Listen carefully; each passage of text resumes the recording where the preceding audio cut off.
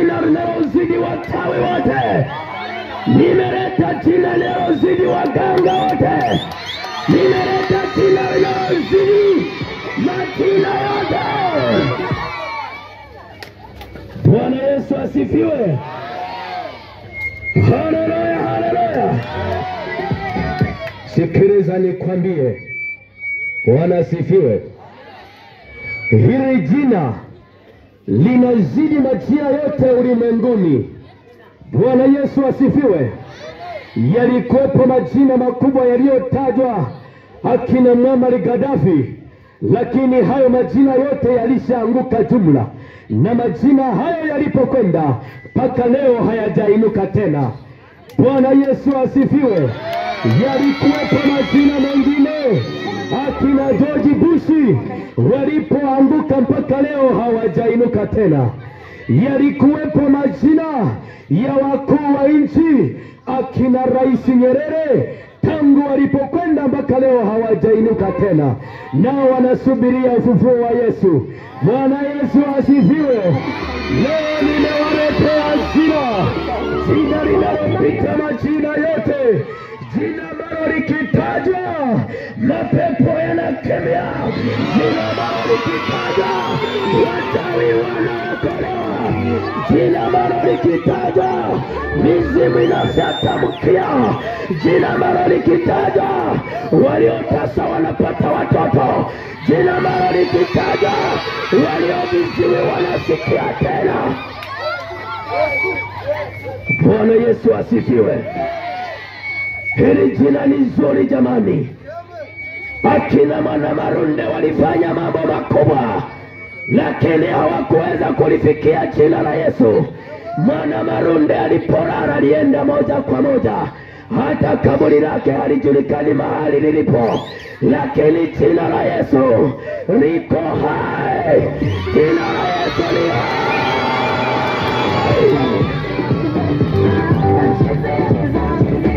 Bwana Yesu asifiwe. Ngoja tuyasome maneno ya Mungu kutoka katika kitabu cha Mwanzo sura ya 3 mstari wa 1, kisha tutaendelea. Anayeweza kusoma vizuri naweza kanisomea pale. Bwana Yesu asifiwe. Mwanzo sura ya 3 mstari wa 1 utaendelea. Huyu Yesu anawapenda. Bwana asifiwe. Ndio maana amenileta wapi hapa, ninasahau Isagenge. Ndio maana kanileta hapa. Wengi najua mlikuwa hamnijui. Bwana Yesu asifiwe. Ngoja niwaambie, wapo vijana wengi kama mimi saa hii tunayozungumza wapo kwenye umaraya. Kwani ni uongo si kweli? Wapo vijana kama mimi saa hii wako wanavuta bangi. Bwana Yesu asifiwe. Mimi amenileta kijana hali hapa ili niwaambie habari njema. Maana ngeleta wazee wa namna hii, pengine mngesema ametoka huyo. Ndio maana nahubiri. Mimi ninawahubiria ambaye tunalingana. Bwana Yesu asifiwe. Haleluya, haleluya. Pengine mngesema huyu mzee alishafanya uzinzi mpaka akatoka, ndio maana amekuja kutuhubiria. Hapana. Ninachotaka nikwambie hapana. Yesu amenileta hapa kwa mpango maalum. Amenileta kwa mpango maalum kwa ajili yako. Kwa ajili yako. Bwana Yesu asifiwe. Wako watu mahali hapa waliopooza. Mikono yao inawaka moto kwenye vidole vyao. Leo ni siku yako kufunguliwa kwako. Leo ni siku yako kufunguliwa kwako. Leo ni siku ya kuachiliwa huru. Tengenezea maiki, unairudisha nyuma kidogo. Bwana Yesu asifiwe. Nisomee hapo. Nitasoma. Amen. Basi nyoka alikuwa mwerevu. Basi nyoka alikuwa mwerevu kuliko wanyama wote wa mwitu. Kuliko wanyama wote wa mwitu aliyowafanya Bwana Mungu. Aliyowafanya Bwana Mungu. Akamwambia mwanamke. Akamwambia mwanamke. Hivi ndivyo alivyosema Mungu. hivi ndivyo alivyosema Mungu, msile tunda ya miti yote ya bustanini. msile tunda la miti yote ya bustanini. Soma vizuri hapa. Msile matunda ya bustani. Msile matunda yaliyopo kwenye bustani yote hii. Mstari wa 2. Ndio. Mwanamke akamwambia nyoka, matunda ya miti ya bustani nini? Matunda ya miti yote kwenye bustani hii twaweza kula, tunaweza tukayala. Mstari wa 3. Lakini matunda ya mti ulio katikati ya bustani, lakini matunda yaliyopo katikati ya bustani, Mungu amesema msiale. Mungu alisema tusiale. Soma vizuri. Angalia kwa makini, unapasisha niko wewe. Nitarudia. Msiale. Alisema msiale wala msiaguse, msije mkafa. Mstari wa 4. Na nyoka akamwambia mwanamke, hakika hamtakufa. Kwa maana Mungu anajua ya kwamba siku mtakayokula matunda ya mti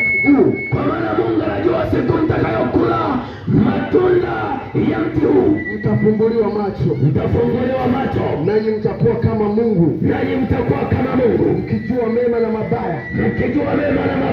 Mwanamke alipoona ya kuwa ule mti wafaa kwa chakula, wapendeza macho, nao ni mti wa kutamanika. Na wenyewe ule mti ulikuwa ni mzuri, unapendeza machoni, kama vile mti wa maembe ukiwa umeiva vizuri. Na ule mti ulikuwa namna hiyo, kwa maarifa. Basi alitwaa katika matunda yake, akala, akampa na mwanamume. Akaona haitoshi, akatuma jingine akapeleka kwa mwanamume, naye akala. Naye alipoona akala Adamu. Wakafunguliwa macho, wote baada ya kula ile tunda, wote wawili wakajijua kuwa wako uchi. Wakashona majani. Soma vizuri. Rudia. Wakashona majani ya mti, wakajifanyia nguo. Mstari wa 8. Kisha wakasikia sauti ya Bwana Mungu, kama unayosikia leo, akitembea bustanini, wakati wa jua,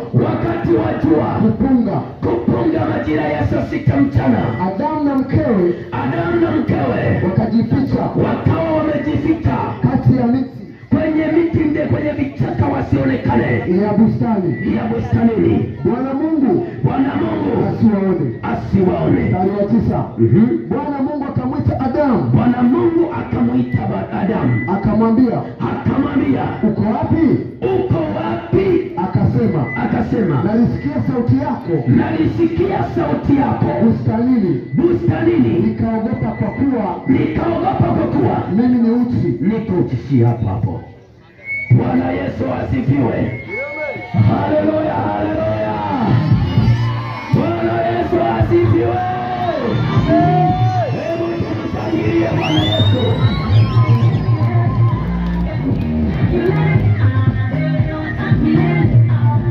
Haleluya.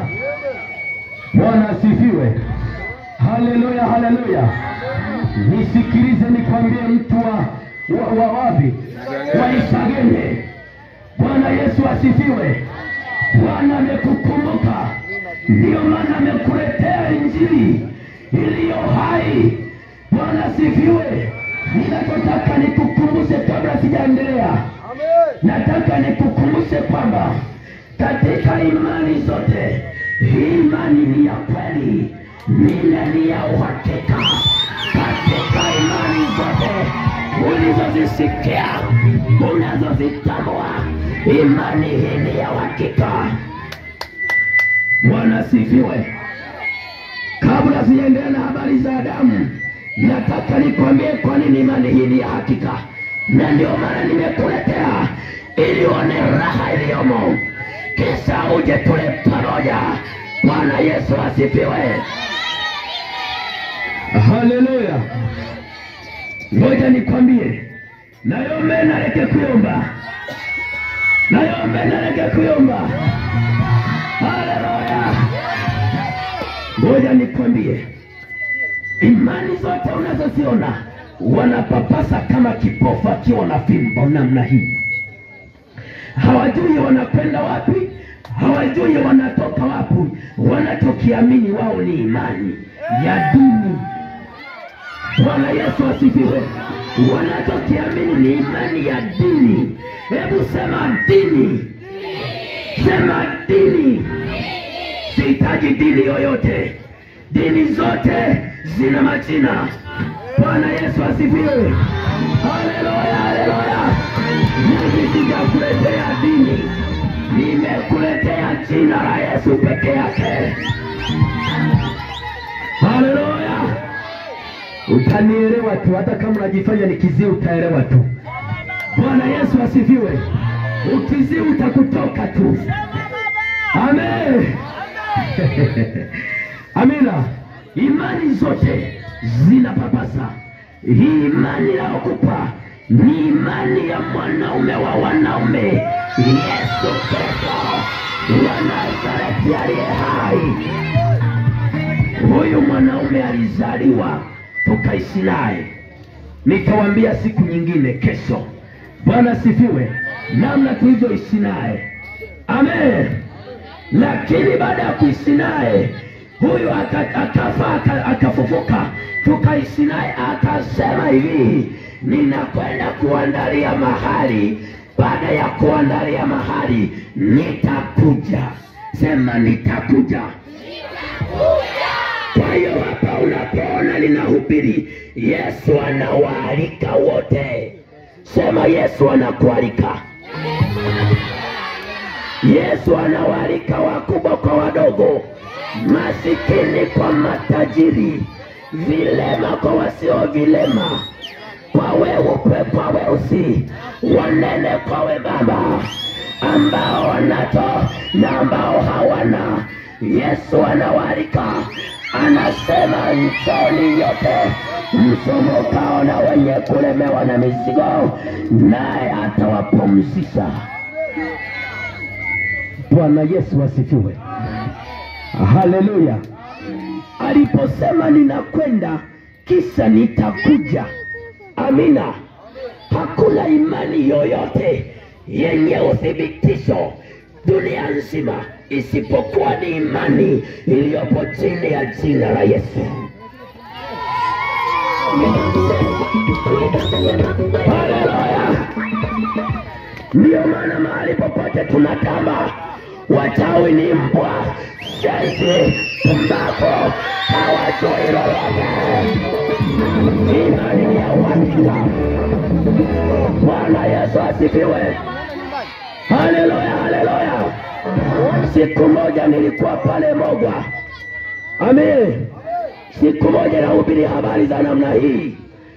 Wakaniambia wazee wa pale, wakaniambia Nyanda nikutaga, na mimi nikawaambia nikutaga sene. Bwana Yesu asifiwe.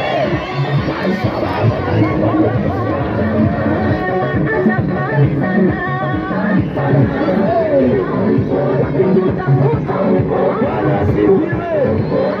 Haleluya. Ni tabu kuliko kawaida. Bwana Yesu asifiwe. Kesho nitawaambia mambo yaliyotokea pale Mogwa. Amen, amen. Na hata wakati najiandaa kuja hapa, Mungu alishasema na mimi kwamba wako watu wengi wamewekwa kwenye magereza, wanateseka na magonjwa, wengine wamepoza, wengine ni wachawi, wengine wana shida mbalimbali, wengine wamefungwa wasiolewe, wengine wamefungwa wasiowe. Wiki siku hizi 3 Bwana atafanya maajabu.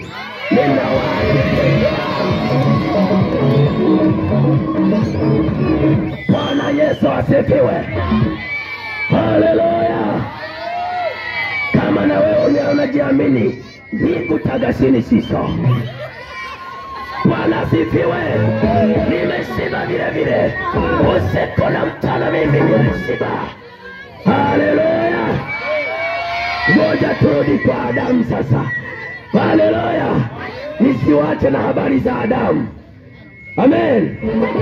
Adamu wakati anaitwa na Bwana akiwa kwenye ile bustani, akasema, akauliza, mbona umejificha? Akasema, niko uchi.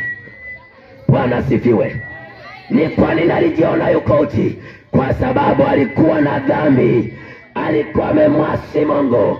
Sheria aliyopewa na Mungu aliacha, akafuata ya kwake, akamsekeleza mwanamke kuliko kumsekeleza Mungu. Ndiyo maana baada ya kula lile tunda akajikuta yuko uchi.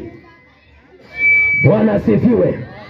Wapo wajinga wengine wanasema kwamba walizini, lakini nataka niseme hawakuzini. Ukisoma ule mstari wa 4, sura ya 4 mstari wa kwanza, hebu soma pale, wajibu kwamba Adamu na Hawa hawakuzini. Baada ya kujikuta wametenda dhambi, wakajiona wako uchi.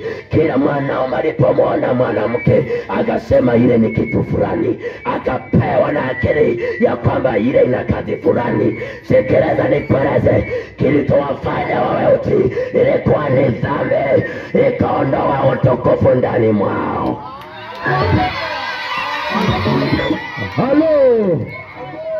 Halo, nisomee pale, ni wajibu, alafu nene nikawambie mstari wa kwanza huo. Mwanzo 4:1 Nitasoma. Adamu akamjua Hawa mkewe, naye akapata mimba. Isi hapo. Bwana asifiwe. Mmeelewa? Mjaelewa? Kule walikula tunda wakajikuta wako uchi. Bwana asifiwe. Wakawa na akili ya utambuzi, ndiyo maana wakawa na uwezo wa kuzaa watoto na nini. Mungu hakuwafundisha hayo mengine, lakini mstari wananiambia kwamba baada ya kuwa wamefukuzwa kwenye bustani ya Edeni, ndipo Adamu akamjua Hawa akabeba mimba. Bwana asifiwe. Ndiyo sisi tukatokea sasa. Sisi tumezaliwa baada ya dhambi kufanyika. Haleluya. Ndiyo maana nami nataka nikwambie, uache dhambi. Dhambi naondoa utukufu ndani ya mwanadamu. Ndiyo maana mtu akezeni leo anajiona yuko uchi. Bwana asifiwe. Haleluya. Nisikilize nikwambie, wewe mwanamke ukizini nje na mwanamume wako, wewe uko uchi. Maana yake umemvua mume wako na mke wako umemvua. Bwana asifiwe. Yule naye akitoka, maana yake kila mmoja atakuwa akitemea jua fulani yuko hivi. Hapo sasa uko uchi. Wewe unatembea unajulikana ulivyo, uko uchi hauko uchi. Acha uzinzi sasa. Bwana asifiwe. Hata kuchukua wake za watu wanaume, hata kuchukua waume za watu wanawake. Ikimbieni dhambi, dhambi nawa. Bwana asifiwe. Baada ya dhambi kufanyika pale kwenye bustani ya Edeni, ndipo Mungu akatangaza, kwa sababu umetenda dhambi, hakika utakufa. Leo hii tunakufa kwa sababu ya dhambi. Bwana asifiwe. Sisi hatuchukii wachawi, tunachukia ile roho ya uchawi iliyomo ndani yao. Watu wote tunawapenda, watu wote ni sawa. Tunachokichukia ni uchawi uliomo ndani yenu. Haleluya. Uchukie, ufurahi, ndiyo hizo. Hatukuchukii mpendwa wangu. Ninachokichukia ndani mwako ni hiyo roho ya uchawi. Nataka nikwambie, watu waisaganye mkiokoka, mtaona ghorofa zinajengwa, kwa sababu na roho ya uchawi ndani yako. Utasema Bwana asifiwe. Nataka nikwambie kwa nini. Ni kwa sababu leo hii na watu hapo mnaowajua, aliponunua pikipiki akafa. Uongo sio kweli? Alipojenga vizuri akarogwa akafa. Kwani wewe usitafute vya kwako? Kwani usitumie uchawi kuchukua mali ujenge kama yule? Wasi upumbavu. Bwana asifiwe. Wachawi acheni. Okokeni mje kwa Yesu. Okokeni mje kwa Yesu. Bwana asifiwe. Haleluya. Na wengine walikuwa wanajifanya koga mkutano usifanyike. Utafanyika na watu wataokolewa na watu watafunguliwa.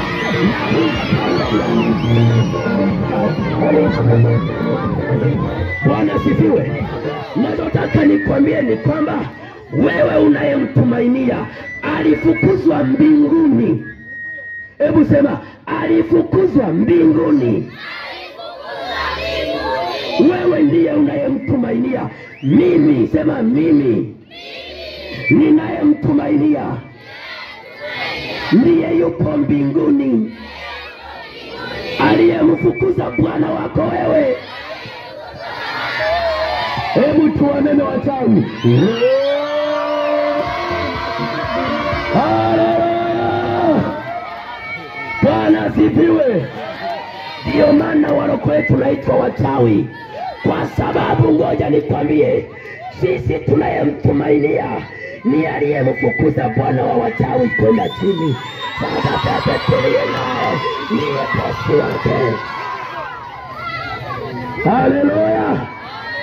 Haleluya. Shetani akikukopesha ni lazima utalipa tu, lakini Yesu yukopesha hata chenji hairudi. Wewe ni kula duniani, unakula na mbinguni.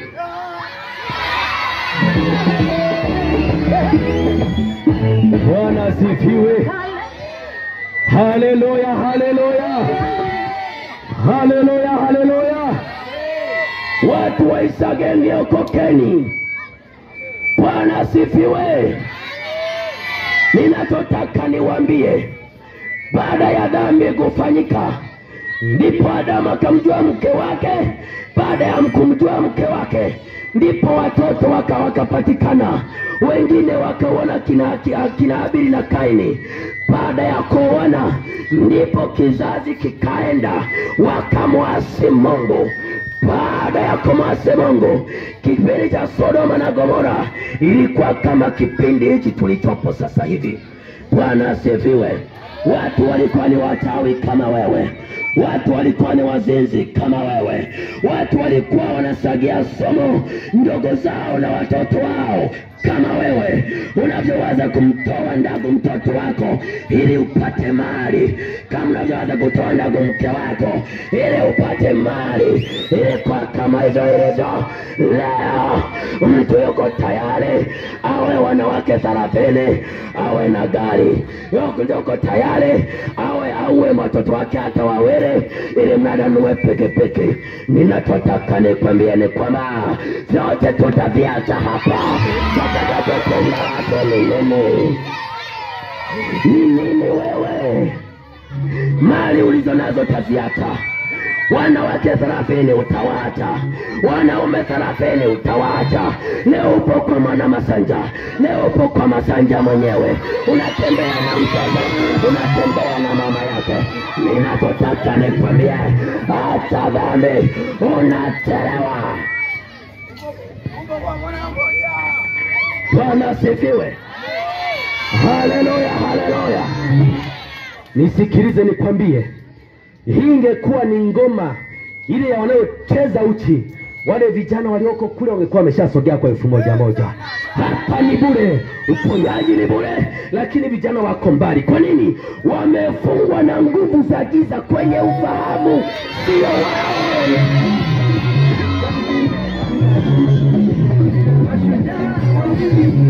Haleluya. Masamvwa yamewafunga. Wanatembea na kahirizi hapa kama saa. Mimi na saa inayozungumza, wewe una kahirizi hapa. Ninachotaka nikwambie, sikiliza nikwambie, usipige kelele, wasikie ujumbe. Bwana asifiwe. Haleluya. Sikiliza nikwambie, mganga aliyekupa hiyo hirizi, ipo siku atakufa, atatoweka. Na wewe mwenye hirizi, ipo siku utatoweka. Mimi hapa nilipo, hata chanjo ya chare mimi sina, na wachawi hawaniwezi.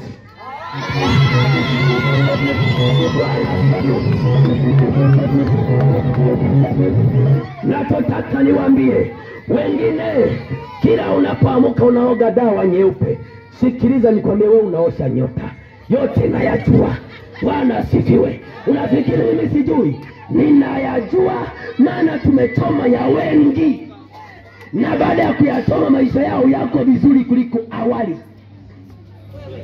Ndio maana nimekwambia sichukii wewe, nachukia roho. Hebu sema roho iliyomo ndani yangu. Wengine hapa mnatuka tente kwenye shingo, kwa migongo mmetubeba hapa, mmeweka shingoni. Katente anakaa kwenye nyumba ya nyasi pale, wewe umechukua kale kadude kake kasika nini, wewe umeweka kwenye shingo, unasema una ulinzi wa katente. Una masarubebe.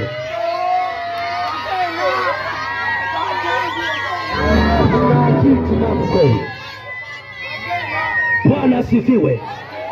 Bundi ni ndege. Bundi ametua kwenye mtu, ataka tuwe kwako chumbani. Bwana asifiwe. Amesikia muda kupiga kwake story ni usiku tu. Wewe kesho asubuhi unamkia kwa mganga, utaliwa ng'ombe bure wewe. Bundi ni ndege kama ndege wengine, na Mungu kama angejua sio ndege asingewaumba. Bwana asifiwe. Sema wamechukua picha mbaya kutumiwa na wachawi.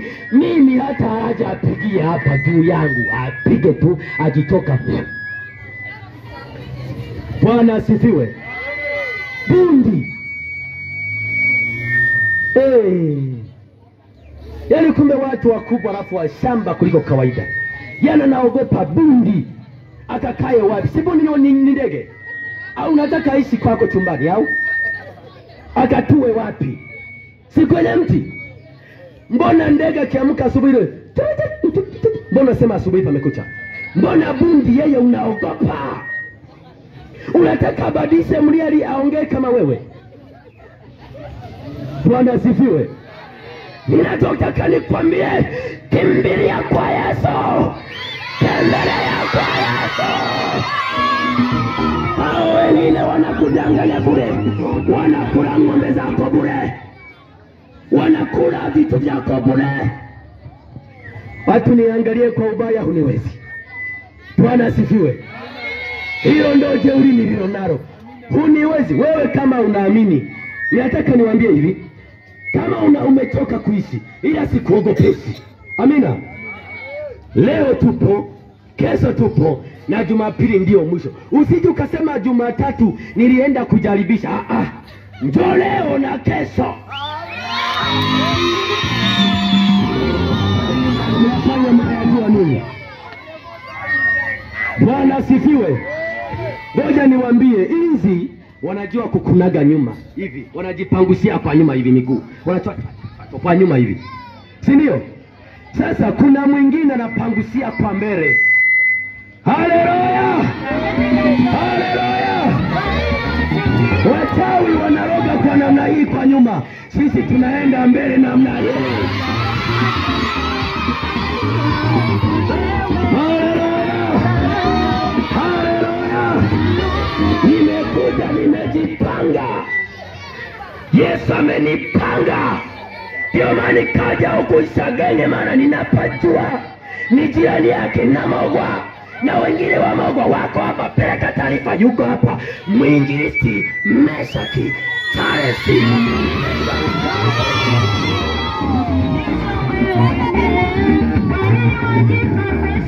Kajaribisheni. Njoo tukutusalimiane rafiki yangu. Wachawi ni marafiki zangu. Mimi ninawaambia muache uchawi, ninawaambia muache wizi, ninawaambia muache ulogi wa kila namna, waganga wa kienyeji muache kuwatapeli watu. Bwana asifiwe. Hapa tunaombea watu bure na wanawafunguliwa leo. Hatukupi hirizi, hatukupi mafuta ya upako, hatukupi mafuta ya kukanyaga, hatukupi chochote, tunakupa jina la Yesu.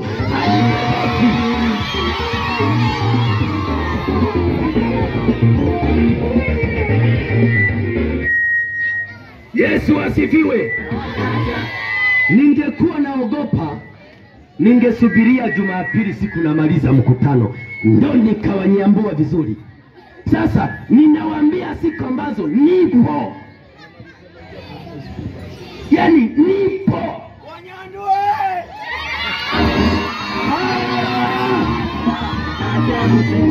Nawezekani ningewaambia Jumapili, mungesema kwamba kanaongea kwa sababu kanaondoka leo. Nipo leo,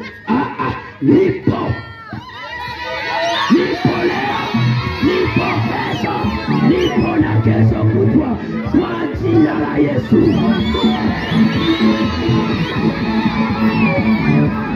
Haleluya, haleluya, Bwana asifiwe. Hebu tupungane mikono mlioko mbali. Wewe kama uko mbali unanielewa, punga mkono wako. Haleluya. Hata usipopunga mkono najua kichomo moyoni mwako. Haleluya. Bwana asifiwe. Ni lazima tuhubiri habari za Yesu.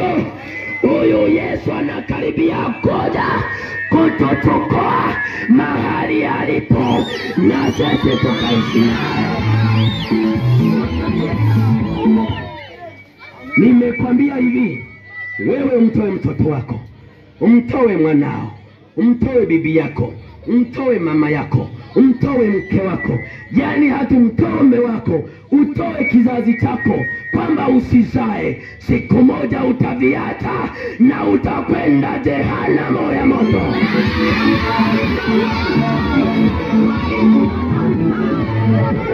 Ninachokwambia ni usalama wako mwanaume, ninachokwambia ni usalama wako mwanamke. Uache dhambi, uje kwa Yesu, uishi duniani kwa amani, uende mbele kwa Yesu kwa amani. Hakuna mgapa duniani.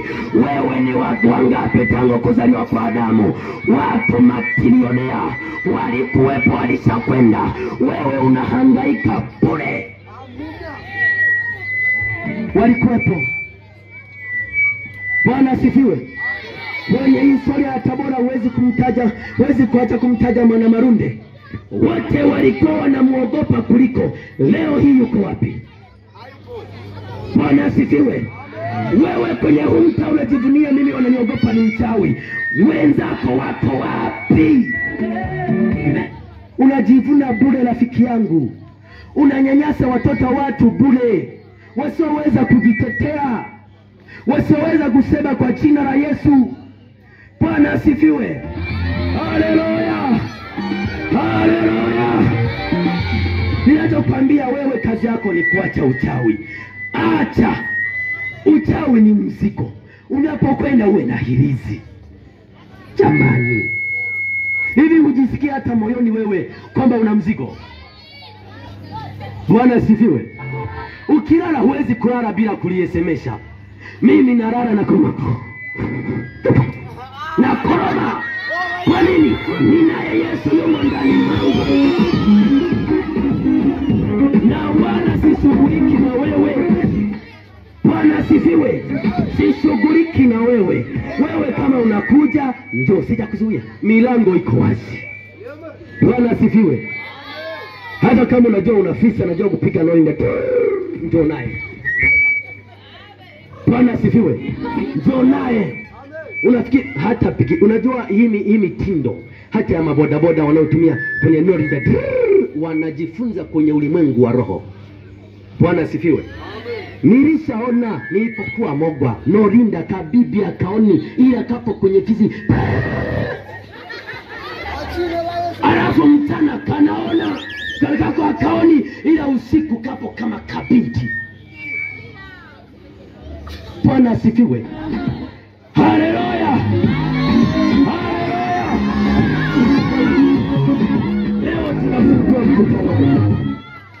Leo tunafungua mkutano wetu. Waalike wenye shida mbalimbali, wanaoteswa kwa waganga wa kienyeji, waje hapa waponywe bure. Yani Sio kwamba ngoja nikachimbe kitu fulani nikupe. Hapa hapa toka ugonjwa, nenda ulikotoka. Bwana asifiwe. Haleluya. Mtu mmoja nilimwombea pale Morogoro, alikuwa na pressure. Watu wakaanza kusema huyu sana jipakaga vitu mkononi. Nikamwambia leo usiende nyumbani kwako, tulale pamoja. Nikamwambia hata kuoga tunaenda wote. Maji na yaoga na wewe ni hayo hayo. Ili tuone mimi ambacho mimi nimekipaka mkononi. Na sabuni unayotumia ni hiyo hiyo. Alafu wewe utaombea yule na mimi nitaombea mwingine. Utakayeshindwa nitaenda kumwombea na wewe utamwombea niliyetoka kwake. Bwana asifiwe. Ili uone, nachotaka nikwambie hivi. Jina langu Meshaki haliwezi kutoa mapepo. Na jina lako haliwezi chochote. Ila jina ninalokuambia ni jina la Yesu. Ni jina la Yesu. Yaani ninapokupa habari hizi, mimi nipo ndani ya chupa namna hii. Wewe ukidonoa, mdonoe kwanza Yesu. Alafu kisha mdonoa kaanguka Kristo, ujue na mimi nimeenda naye. Haleluya. Wewe unadonoleka kwa sababu uko nje na Yesu. Mimi nimo ndani ya Yesu. Huniwezi. Haleluya. Usije mkasema huniwezi, alafu kumbe moyo wako unateseka rohoni kwamba leo sijui nukura arabakosha. Bwana asifiwe. Haleluya. Wote nitawaombea hapa. Hata kama ulali usiku, leo utalala. Bwana asifiwe. Hata usiweke na neti.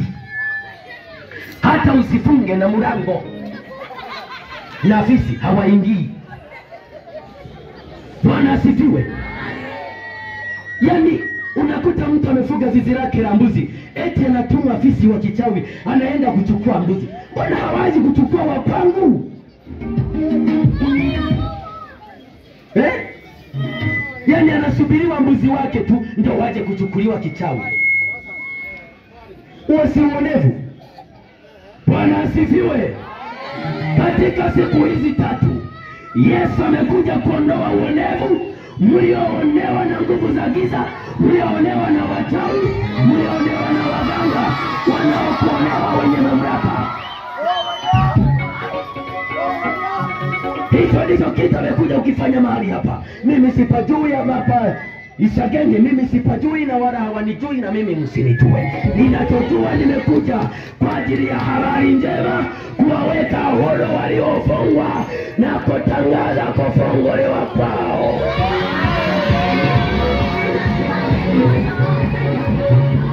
Simameni kwa miguu yako. Leo tunaishia mapema sana. Watu sije akasema kwamba wanawahi kunani wanachelewa. Simama pale. Simama. Simama, ninawakaribisha wote. Msogee huko mbele.